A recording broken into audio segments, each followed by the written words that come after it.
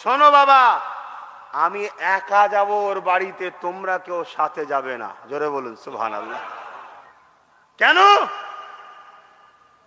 যদি সাথে তোমরা যাও তাহলে ওর বাপ আমাকে দেখলে ভয় খেতে পারে যে আমার হয়তো প্রতিশোধ নিতে এসছে। ঝগড়াটা কি তার বাপের পক্ষ থেকে, রসুলের পক্ষ থেকে নয়। তা তোমরা কেউ যাবে না, আমি একা যাব। আহা, পৃথিবীর বুকে তরোয়াল দেখিয়ে ইসলাম প্রচার হয় না গো, দাড়ি দেখিয়ে নামাজ দেখিয়ে ইসলাম প্রচার হয় না। নামাজ ওটা আমার নিজের ইবাদত, দাড়ি আমার নিজের সুন্নাত, টুপি আমার নিজের সুন্নাত। পৃথিবীর বুকে ইসলাম প্রচার হয়েছে, শান্তি প্রতিষ্ঠিত হয়েছে।